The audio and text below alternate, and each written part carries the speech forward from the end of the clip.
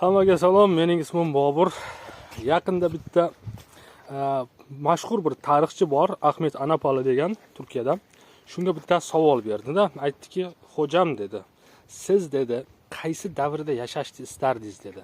Ya'ni tarixchi o'laroq dedi, ya'ni u ham menga o'xshagan tarixchi, faqat u juda ham mashhur Turkiyada. Balki eshitgandirsizlar ham ismini, Ahmet Anapalini. "Qaysi tarixda bo'lib qolishni istardingiz?" dedi. Metexonda davrida bo'lib qolishni istarmidingiz?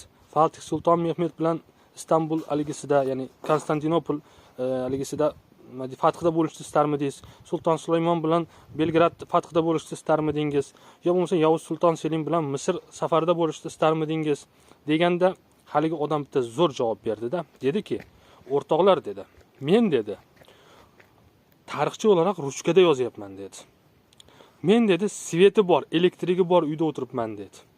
"Meni uyimda" dedi, "gaz yonyapti, uyim isiyapti" dedi.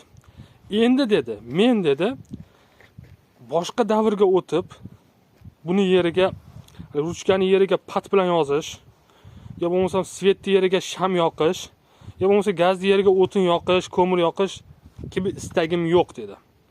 "Men" dedi, "hech bir tarixda bo'lib qolishni istamayman" dedi.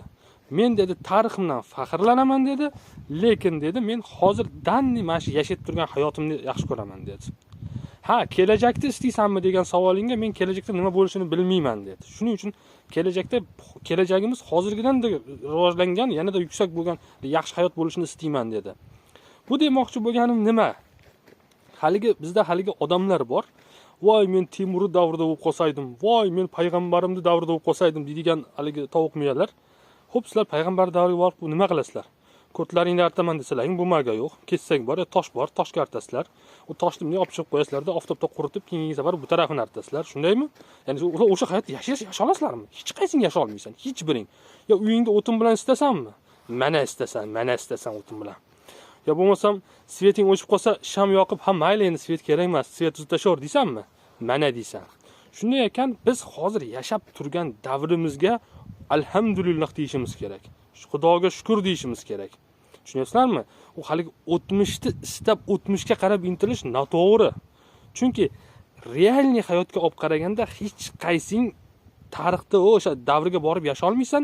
Даже если Alloh senga shunday bir imkon berdim, mana senga istagan davrda yashayman desa, "Ha, davay meni 670-yilga o'tkazib qo'y" deya olmaysanlar. Chunki u davrga qaytsang bilasanlar. Uyingda shifring yo'q. Misol uchun, uyingda gazing yo'q, отоплениең yo'q, karkazing yo'q, sveting yo'q, interneting yo'q, Wi-Fiing yo'q. Shunday hayotni kim istaydi? Hech kim istamaydi. Istamaganingdan keyin haligi soxta haligi mulozamat qilishni men nazarimda hech kimga keragi yo'q. Shunday ekan, men soxta mulozamatga qarshiman.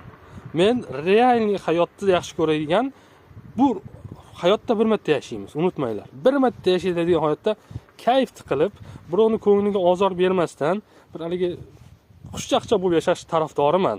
Haligi soxtakorlarni men yoqtirmayman. Menga soxtakorlik bilan kelmanglar. Men manon bilan kesalaring keylar. Lekin haligi soxtakorlik bilan kelmanglar. Chunki bilamiz, biz xalqimni men bilaman, o'zbek xalqini bilaman. 3 kun gaz bo'lmasa, metanda zapravkalar yopiq bo'lsa, qiyomat qopti deydi. Ya'ni qiyomat qoyim bo'ldi deb qaraydi. Shunday ekan, haligi o'tmishga qarab intilmanglar. Kelajakka qarab intilinglar. Hozirgi zamonimiz o'tmishimizdan 1000 karra yaxshi.